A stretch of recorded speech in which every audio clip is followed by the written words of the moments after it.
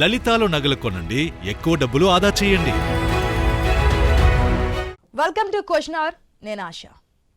ఏపీలో నేతల నుంచి మాటల తూటాలు పేరుతున్నాయి. వరుసగా సీనియర్ లీడర్లు ప్రత్యర్థులపై ఘాటైన వ్యాఖ్యలు చేస్తున్నారు. కడప జిల్లాలోని అరటి తోటల రైతులను పరామర్శించేందుకు వెళ్లిన టైంలో మాజీ సీఎం జగన్ ప్రభుత్వంపై సంచలన వ్యాఖ్యలు చేశారు. రైతులను పట్టించుకొని కూటమి ప్రభుత్వానికి రోజులు దగ్గర పడ్డాయని శాపనార్థాలు పెట్టారు జగన్. రైతులు ఎన్డీఏ ప్రభుత్వాన్ని బంగాళాఖాతంలో కలుపుతున్నారంటున్నారు జగన్.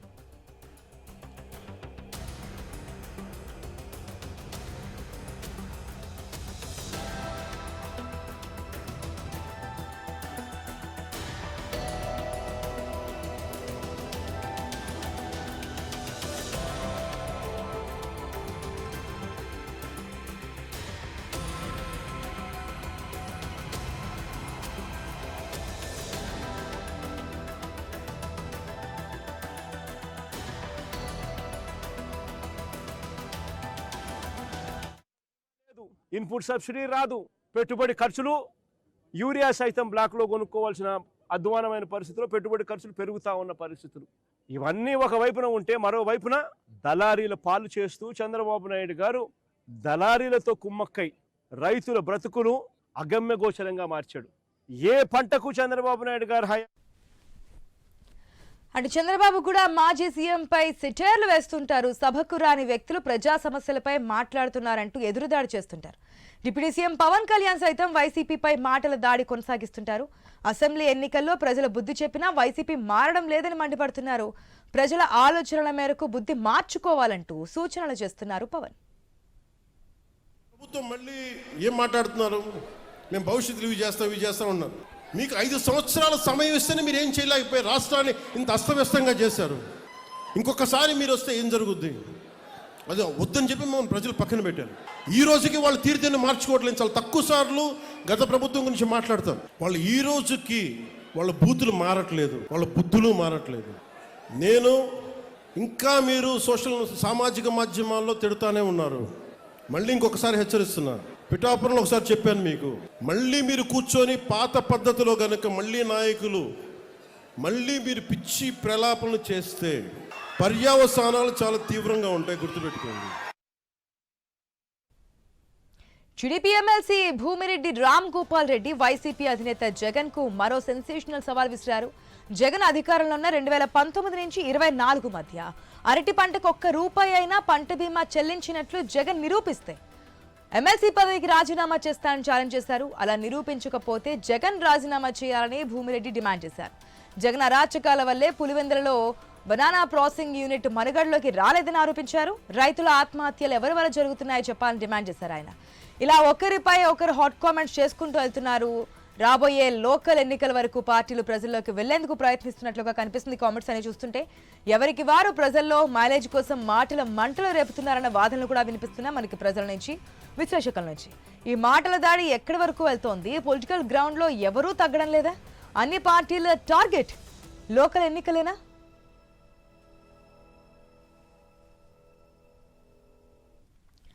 మనం చూస్తున్నాం ఏపీలో ఇంకా ఎలక్షన్స్ రావడానికి చాలా సమయం ఉంది. అంటే సార్వత్రిక ఎన్నికలకి, అసెంబ్లీ ఎన్నికలకి. కానీ లోకల్ బాడీ ఎన్నికల దగ్గరకు వస్తున్నాయి. దీనికి సంబంధించి అధికార ప్రతిపక్ష అంటే గత అధికార పార్టీ, ప్రస్తుత అధికార పార్టీ నేతల మధ్య జరుగుతున్నటువంటి మాటల తూటాలు మనం చూస్తూనే ఉన్నాం. దీనికి సంబంధించిన అప్డేట్స్ మా ప్రతినిధి గణేష్ ద్వారా తెలుసుకుందాం. Good afternoon Ganesh. నిన్న ఏదైతే పవన్ కళ్యాణ్ చేసినటువంటి స్టేట్మెంట్, ఇప్పటి వరకు నా మంచితనాన్నే చూశారు, నా నెమ్మదితనమే చూశారు, గతంలో ఒకసారి పిఠాపురంలో చెప్పారు, ఇప్పుడు మళ్ళీ చెప్తున్నాను, ఇదే పర్యవసనాలు కొనసాగితే మాత్రం కండిషన్ కాస్త తీవ్రంగానే ఉంటుంది, ఎవరైనా సరే వదిలేపెట్టే ప్రసక్తే లేదు, నేను చెప్తున్నాను అని చెప్పి ఒక లైన్ అండర్లైన్ చేసినట్టుగా చెప్పారు. ఆఫ్టర్ దట్ వైసీపీ నుంచి వస్తున్నటువంటి రియాక్షన్స్ ఏంటి? అంటే పవన్ కళ్యాణ్ ఏ సభలో అయినా వైసీపీని టార్గెట్ చేస్తూ మాట్లాడతారు. నిన్న రాజ్యంలో కూడా ఇదే జరగడం జరిగింది.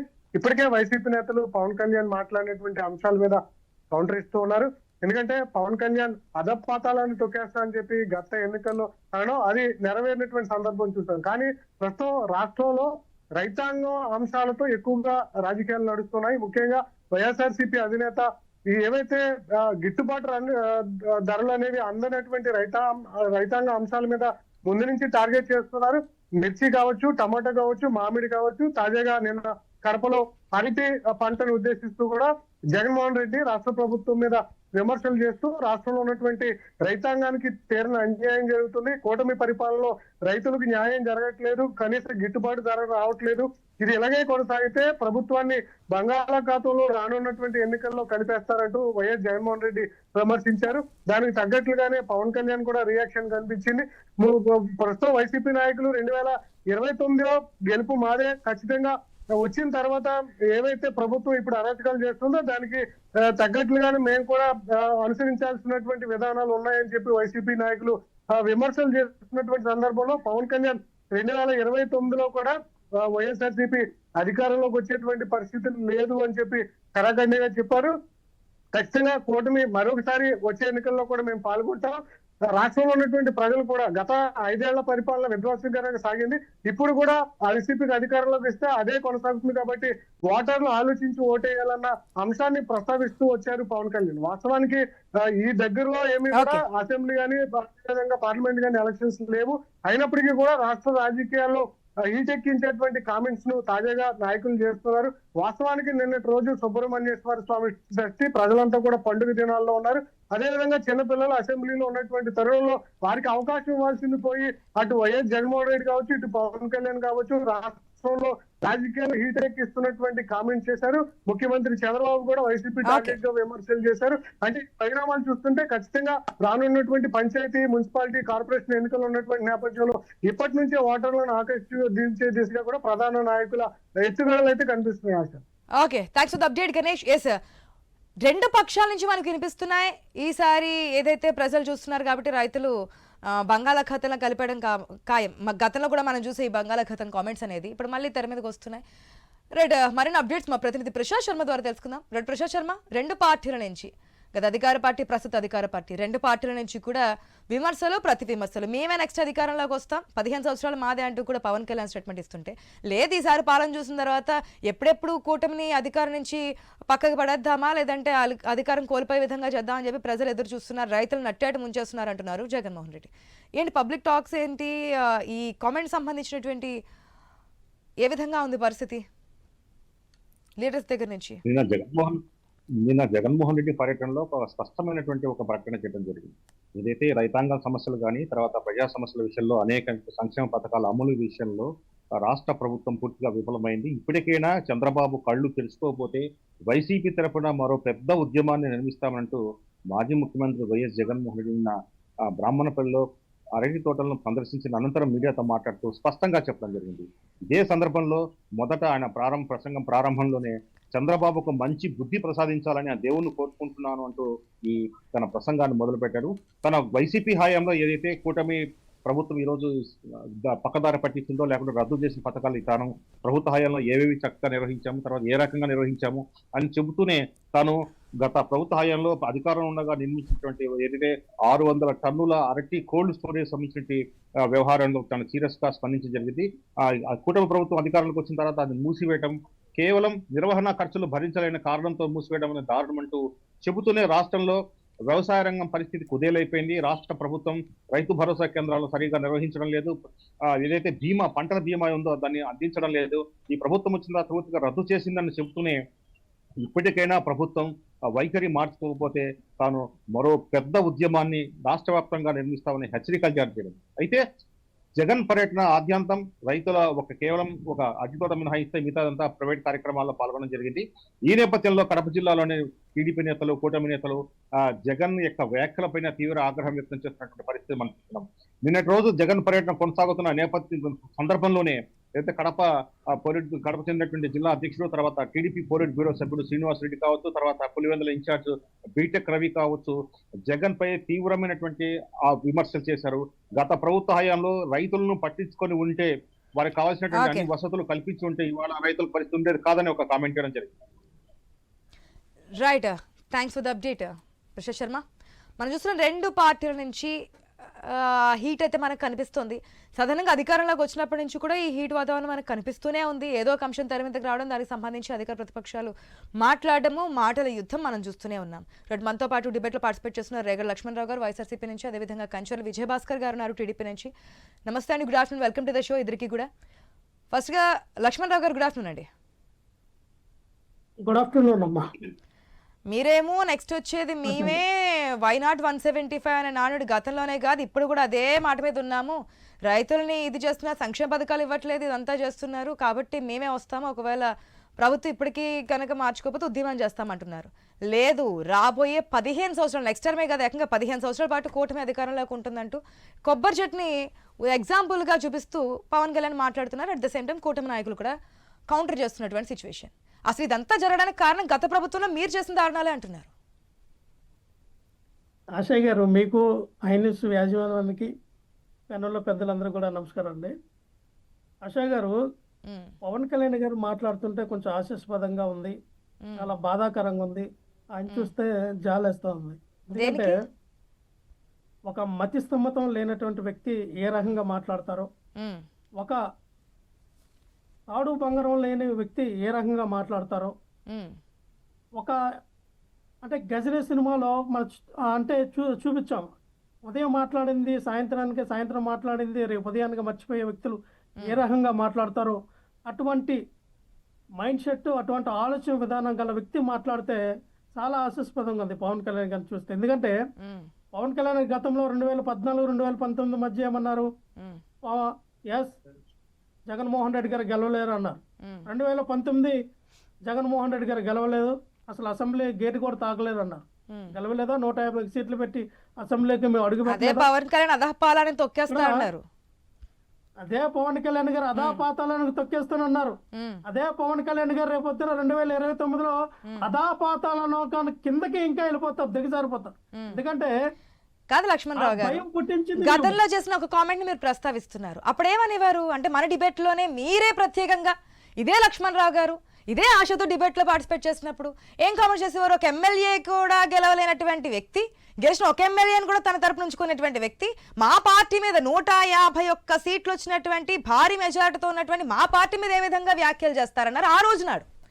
ఈ రోజు నాడు మీకు ప్రతిపక్ష కూడా హోదా లేదు, ఆయన ఏదైతే పోటీ చేసినటువంటి అన్ని సీట్లలోనూ గెలిచారు, డిప్యూటీ సీఎం హోదాలో ఉన్నారు, ఇప్పుడు మళ్ళీ సేమ్ కామెంట్స్. అజయ్ గారు, పవన్ కళ్యాణ్ గారు మేము 15 సంవత్సరాలు పొత్తులో ఉంటాం. 15 సంవత్సరాలు మేము చంద్రబాబు నాయుడు గారికి ఇష్టమున్నా లేకపోయినా, నారా లోకేష్ గారికి ఇష్టమున్నా లేకపోయినా, బీజేపీ ప్రభుత్వానికి ఇష్టమున్నా లేకపోయినా మేము కూటమిలో ఉంటాం అని భయపెట్టేలాగా చేసింది ఎవరు? మేము. ఈ రోజున కూటమిలో మేము లేకపోతే ఓడిపోతాం అంటే కూటమి గెలవాలని చెప్పి ఇండైరెక్ట్ గా కోరుకుందా వైఎస్ఆర్సీపీ? కనీసం ఎమ్మెల్యే కూడా కాలేనని భయపెట్టి ఆ భయాన్ని చూపించింది మేము పవన్ కళ్యాణ్ గారికి. అందుకే కాదు ఇండైరెక్ట్ గా పవన్ కళ్యాణ్ గెలుపుకు మీరు తోడ్పడ్డారంటున్నారు, అంతేనా? ఒక విధానం నేను అనేది ఏంటంటే, ఇక్కడ పవన్ కళ్యాణ్ గారు ఒంటరిగా పోటీ చేస్తే 2 చోట్ల పోటీ చేశారు. ఏ రకంగా అక్కడ గాజువాకలో, భీమవరంలో ప్రజలు బుద్ధి చెప్పారు, ఏ రకంగా డిపాజిట్లు రాకుండా అక్కడ ఉన్న ప్రజలు చెప్పులతో సో ఎప్పుడు ఒకే విధంగా ఉంటుంది అంటారు, అంతేనా?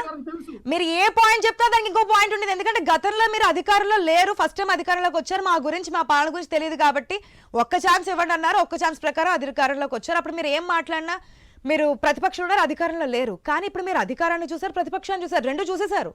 సో ఇప్పుడు మీరు ఏది మాట్లాడినా, ఇప్పుడు ఒకవేళ మీరు పిఠాపురంలో ఇప్పుడు గెలిచారు, గతంలో 2 చోట్ల ఓడిపోయారంటే మరి ఇప్పుడు మీరు 11 సీట్లతో పరిమితం అయిపోయారు. ఇదే కంటిన్యూ అవుతుందనా? నేను అదే కదమ్మా, నేను అదే కదా చెప్తా ఉన్నాను. గెలుపోవటంలో, రాజకీయంలో గెలుపోవటంలో సాహసం. పవన్ కళ్యాణ్ గారు పెట్టుకోండి, మీరు 15 సంవత్సరాలు మేము ఉంటాం, మీరు రారు, 2029లో మీరు గెలవరని మీరు ఎలా మాట్లాడతారు? 2014, 2019 మధ్య చంద్రబాబు నాయుడు గారికి సపోర్ట్ చేసింది మీరే కదా కూటమికి.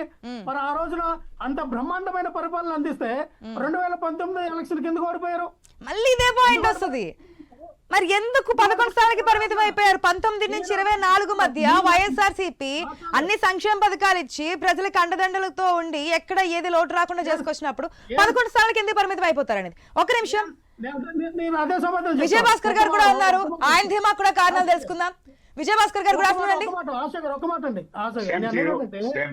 ప్రజలు అన్న వాళ్ళు ఆ, ఎవరైనా సరే ఉమ్, ఒక ప్రభుత్వం చేసిన విధానం సంక్షేమ పథకాల కన్నా ఉమ్, నెక్స్ట్ వచ్చే ప్రభుత్వం ఇంకా ఎక్కువ చేస్తుంది అన్నప్పుడు ఖచ్చితంగా మోల్డ్ అవుతారు. ఉమ్. Yes, అదే చంద్రబాబు నాయుడు గారు 14 నుంచి 19 చూసినప్పుడు 19 ఎలక్షన్స్ లో చేశారు అనుకోవచ్చుగా. ఆశా గారు వినాలి. ఆశా గారు నా, నా, నా, వినాలి. మీరు చెప్పే పాయింట్ మీకు మాత్రమే వర్తిస్తుంది అంటే ఎట్లా? No, no, no, no. ఒక్క నిమిషం, మీరు సమయం లేదు. వినాలండి. అధికార పార్టీ ధీమా గురించి కూడా తెలుసుకుందాం. విజయభాస్కర్ గారు, వన్ సెకండ్, గుడ్ ఆఫ్టర్నూన్ అండి. 15 సంవత్సరాల పాటు మేమే అధికారంలోకి ఉంటాము ప్రజలు ఆయన అడుగుతుంటే ఆన్సర్ చెప్తూ ఉన్నారు. ఎందుకు అంత ధీమా? ఏం చేస్తారని 15 సంవత్సరాల పాటు ఒక పార్టీకి కంటిన్యూగా టర్మ్ ఇవ్వడానికి? విజయభాస్కర్ ఆశా గారు, గారు విజయభాస్కర్ గారు, ఏంటంటే ప్రజలు సమయం లేదు ప్లీజ్. లక్ష్మణరావు గారు, చెప్పండి 15 సంవత్సరాల పాటు కూటమి అధికారంలోకి ఉంటుంది, దానికి మీరు సహకరించాలి అని చెప్పి ప్రజలు ఇప్పుడు కదా గతంలో కూడా పవన్ కళ్యాణ్ చాలా సందర్భాల్లో అన్నారు. ఇప్పటికే మనం చూస్తున్నాం కూటమిలో లోకలోకలని కొన్ని చోట్ల భేదాభిప్రాయాలు బయటకు రావడం అని, లేదంటే పర్సనల్ గా బయటకు మాట్లాడటము, లేదంటే చాలా విషయాలు మనం బయట మాట్లాడుకున్నాము. సో ఇది 15 సంవత్సరాల పాటు ఏ విధంగా కొనసాగుతుంది అనేది ఫస్ట్ పాయింట్. ఇప్పటికే ప్రభుత్వం ఏమీ చేయట్లేదు సంక్షేమ పథకాల విషయంలో కానీ, ఇది కానీ అప్పులు చేసుకొచ్చేస్తోంది. రాష్ట్ర పరిస్థితి ఇది, రైతులను అయితే నట్టేట ముంచేస్తుందంటూ గత అధికార పార్టీ వాపోతున్నటువంటి సిచ్యువేషన్స్ లో ఏ విధంగా 15 సంవత్సరాల పాటు మీరే అధికారంలోకి ఉంటారని నమ్మకం? అంటే 2019, 2024 ఈ 5 సంవత్సరాల కాలంలో రాష్ట్రంలో అరాచకం అట్టుడికిపోయిన పరిస్థితులు గమనించి, తర్వాత నిన్న 94% స్ట్రైక్ రేట్ తో ప్రజలు ఇచ్చినటువంటి విజయాన్ని దృష్టిలో ఉంచుకొని, పైగా మేము ఎలక్షన్ మేనిఫెస్టోల అంశాలు ఈ 16-17 మాసాల్లోని, ఈ 17 మాసాల్లోని 90% వరకు పూర్తి చేశాం కాబట్టి ఆ విశ్వాసంతో పవన్ కళ్యాణ్ గారు అటువైపు చూస్తే రోజు పరిశ్రమల వెలువ ప్రతి రోజు ఏదో ఒక చోట నుంచి ఒక ప్రకటన వెలువడుతుంది. నిన్న కూడా రిలయన్స్ 97,000 కోట్ల డేటా సెంటర్ ఏర్పాటు చేస్తున్నట్టు నిన్న ప్రకటన. మొన్న విశాఖ కేంద్రంగా చూశారు సిఐఏ సదస్సులో 413 ఆ సదస్సులు, మాటలు, ఎంఓయూలు, వైజాగ్ వేదికగా పక్కన పెడదాం. అంటే మాటలు అంటారు, నేను అంగీకరించట్లేదు. మాటలు ఏంటంటే వెంటనే అంటే భవనాలు నిర్మాణం జరుగుతుందా? అలా కాదు. గతంలో వైజాగ్ వేదికగా సమ్మిట్ పెట్టినప్పుడు వైఎస్ఆర్సీపీ ఇదే మాట్లాడారు కదా, ఏం జరగదు, కేవలం ఇదంతా కూడా పాత కంపెనీలో మళ్ళీ కూర్చోబెట్టారని చెప్పి. వాళ్ళతో మమ్మల్ని పోలుస్తారేంటి? మా చిత్తశుద్ధి వేరు. రాజకీయ పార్టీయే కదా, ఆ పార్టీతోనే కదా పోటీ పడతా. రాజకీయ పార్టీ అంటే వాటి ఆ రాజకీయ పార్టీ ఏర్పడిన పునాదులు వేరు, మా పునాదులు వేరు. మా పునాదులు వేరు. ఇక్కడ జాతీయ పార్టీ ఉంది, 2 మేము ప్రాంతీయ పార్టీలు ఉన్నాం, జనసేన, తెలుగుదేశం. విజయభాస్కర్ గారు, మరొక పాయింట్, 90% స్ట్రైక్ రేట్ ఇచ్చారు, 90% స్ట్రైక్ రేట్ ఇచ్చారు ప్రజలు మాకు అంటున్నారు. ఇది శాశ్వతం అనుకుంటున్నారా? గత 23 స్థానాలు వచ్చినప్పుడు వైఎస్ఆర్సీపీకి 151 స్థానాలు వచ్చాయి. అప్పుడు అదే పార్టీ ఆ విధంగా అంది, మేము ఎక్కడా లేని విధంగా గెలుపు చూస్తాము, 151 భారీ మెజార్టీతో గెలిచామన్నారు. ఇప్పుడు అదే పార్టీ 11 స్థానాలు. ఒకసారి జగన్ పరిపాలన, ఆయన ఒకసారి నాకు అవకాశం ఇవ్వండి, అద్భుతంగా పరిపాలిస్తానని చెప్పిన ఆయన మాటలు విన్నారు, నమ్మారు, ఆయనకు అవకాశం ఇచ్చారని భావిస్తున్నాం. అయితే ఆయన 5 సంవత్సరాల పరిపాలనతో విసిగి వేసారిపోయి ఇది రాక్షస రాజ్యం, ఇది దానవ రాజ్యం కింద ప్రజలు నిర్ణయం తీసుకున్నారు. అలా అని చెప్పి మేము చేతులు ముడుచుకొని కూర్చోలేదా? నిరంతరం మీరు చూడటం లేదా? మా నాయకులు నిద్రాహారాలు మానేసి ఈ రాష్ట్ర భవిష్యత్తుని తీర్చిదిద్దడానికి 5 సంవత్సరాల పాలనలో గాడి తప్పిన ఈ రాష్ట్రాన్ని తిరిగి పట్టాల మీదకి తీసుకురావడానికి నిరంతరం చేస్తున్న ప్రయత్నాలు, ఓ పక్క సంక్షేమ కార్యక్రమాలు, ఓ పక్క అభివృద్ధి కార్యక్రమాలు, మరో పక్క యువతకి నిరుద్యోగులకి ఉపాధి కల్పన చేయాలని 25 లక్షల ఉద్యోగాలు ఈ 5 సంవత్సరాల కాలంలో కల్పించాలని చెప్పేసి దేశ విదేశాలకు పోయేసి పెట్టుబడిదారులను ఆకర్షించి, మొన్న విశాఖ సదస్సులో మేము 413 పరిశ్రమలు, మళ్ళీ నిన్న డేటా సెంటర్ 97 crores రిలయన్స్, ఇవన్నీ మీరు చూడటం లేదా? ఎన్ని అభివృద్ధి కార్యక్రమం అయితే ఎన్ని ఆచరణ రూపం దాలుస్తాయా లేదని మీ అనుమానాలకి ఎలాంటి తావు లేదు. అన్ని గ్రౌండ్ కాబోతున్నాయి, త్వరలో అన్ని గ్రౌండ్ అవుతాయి. వాళ్ళు ప్రకటనలు చేశారు. మొన్న కదా వచ్చింది. అంతలోకే నీకు భవనాలు, ఇప్పుడు నిర్మాణం మాది నిర్మాణాత్మకమైనటువంటి పరిపాలన, వాళ్ళది విధ్వంసకరమైన పరిపాలన. మేము వికాసం పయనించాలనుకుంటున్నాం. ఒక భవనాన్ని నిర్మించాలంటే ఒక ఇన్ఫ్రాస్ట్రక్చర్ ఏర్పాటు చేయాలంటే టైం తీసుకుంటుంది. నెక్స్ట్ టైం మీ పార్టీని బంగాళాఖాతంలో కలిపడానికి సిద్ధంగా ఉన్నారు ప్రజలు అంటున్నారు జగన్మోహన్ రెడ్డి. మీరు ఇచ్చే ఆన్సర్ ఏంటి? అవును, ఆయన అధికార దాహం అలాంటిది. అధికార దాహంలో ఉన్నాడు. పోతే ఆయన ఏదో కళ్ళకంటున్నాడు. వైనాట్ 175 అని చెప్పుకున్నాడు కదా. మరి ఆయన మాటలు నిజమైతే నిన్న 11 సీట్లు వచ్చాయి. ఆయన ఏమన్నా ఇప్పుడు ఆయన మీరు కూడా చెప్పారుగా ఆయన 3 ఎన్నికల్లో పాల్గొన్నాడు. ఆయన పార్టీ పెట్టిన తర్వాత 3 ఎన్నికల్లో 2 ఎన్నికల్లో ఓడిపోయాడు. మధ్యలో ఒక ఎన్నికల్లో ఆయన గెలిచాడు. ఆ ఎన్నికల్లో ఆయన మాట విశ్వసించాడు. యువకుడుగా ఉన్నాడు, ఏదో చెప్తున్నాడు. పోతే ఒకసారి చూద్దాం, ఇంకా బాగా పరిపాలిస్తాడేమో, తెలుగుదేశం కంటే ఇంకా బాగా మెరుగైన పాలన చూశారు. విసిగి వేసారిపోయారు. 15 సంవత్సరాల పాటు కూటమి అధికారంలోనే ఉంటుంది ప్రజల మనలతో అంటున్నారు లక్ష్మణరావు గారు. మాకు ప్రతిపక్షం ఇచ్చారు, మాకు ఆ రోజు ఓడిపోయినా ప్రతిపక్షం ఇచ్చారు. ప్రతిపక్ష నాయక పాత్ర ఏమో అదే కదా చెప్పేది. ఎప్పుడు ఏ విధంగా ప్రజా తీర్పు ఉంటుందనేది ఎవరికి తెలియదు కదా లక్ష్మణరావు గారు. ప్రజా తీర్పు అలా కాదు. ఖచ్చితంగా మీరు అనేది వాస్తవమే. ప్రజా తీర్పు అనేది ప్రజలు అనేది ఏంటంటే ఇప్పుడు టీడీపీ గవర్నమెంట్ ఇచ్చిన హామీలు నెరవేర్చలేదు అనుకోండి, రేపొద్దున మేము మళ్ళీ ఎలక్షన్ లో టీడీపీ చేసిన దానికన్నా కూటమి ప్రభుత్వం ఇచ్చిన దానికన్నా మేము ఎక్కువ చేస్తామని చెప్తాం. మేము ఇంకా బెటర్ గా మేము నిజంగానే వాళ్ళు అన్నట్టుగా 2019-24 మధ్య మేమేమి తప్పులు చేస్తుంటే ఆ తప్పులు మేము ఖచ్చితంగా కన్సిడర్ చేస్తాము, ఇంకా మంచి పరిపాలన ఇవ్వడానికి ముందుకెళ్తామని చెప్పినప్పుడు ఖచ్చితంగా ప్రజలు ఆలోచిస్తారు కదా. ఎందుకంటే ఇప్పుడు కూటమి ప్రభుత్వంలో ప్రజలు ఎవరు కూడా సంతోషంగా కామెంట్స్ అన్ని కూడా ఇప్పుడు రావడము బెంగళూరు నుంచి రైతులతో మాట్లాడే ఇదంతా కూడా లోకల్ బాడీ ఎలక్షన్స్ ఉన్నాయి కాబట్టి స్ట్రాటజీ ప్రకారం ముందుకెళ్తున్నారు అంటున్నారు, అంతేనా? డెఫినెట్లీగా ఖచ్చితంగా లోకల్ బాడీ ఎలక్షన్లు ఏవైతే దగ్గర పడుతూ ఉన్నాయో, ఎలక్షన్ అనే ఒక నానుడు అనుకోండి, ఒక రకంగా రైతుల బాధ అమ్మ. ఈ రోజు మనం చూసాం, ఒక అరటి పండించిన వాళ్ళే కాదు, మామిడి, టమాటా, చీని, బత్తాయి, అలాగే అనేక రకమైనటువంటి పంటలు పండించే రైతులందరూ కూడా గిట్టుబాటు ధర లేదు. వర్షానికి 1170 రూపాయలు. సో మళ్ళీ రైతుల గురించి నిలబడతారు అనుకోవచ్చు. బెంగళూరు వెళ్ళిపోయారుగా, ఏంటమ్మా బెంగళూరుకి వెళ్ళిపోయారు కదా, మళ్ళీ రైతుల గురించి మళ్ళీ వచ్చి స్టాండ్ తీసుకుంటారు అనుకోవచ్చు. ఖచ్చితంగా రైతుల కోసం మళ్ళీ మరో పోరాటం వైఎస్ఆర్ పార్టీ మొత్తంగా లోకల్ బాడీ ఎలక్షన్స్ వస్తున్నటువంటి తరుణంలో ఏపీలో రాజకీయ పార్టీల కామెంట్స్ అయితే తారాస్థాయికి చేరుతున్నాయి. ఈ కామెంట్స్ ఇంకే స్థాయిలో ఉంటాయో, ప్రజలు దేన్ని రిసీవ్ చేసుకుంటారనేది వెయిట్ చేసి చూద్దాం. Thank you so much debate లో పార్టిసిపేట్ చేసిన ఇద్దరికి కూడా. ఇది వాళ్ళ క్వశ్చన్ అవర్. Keep watching.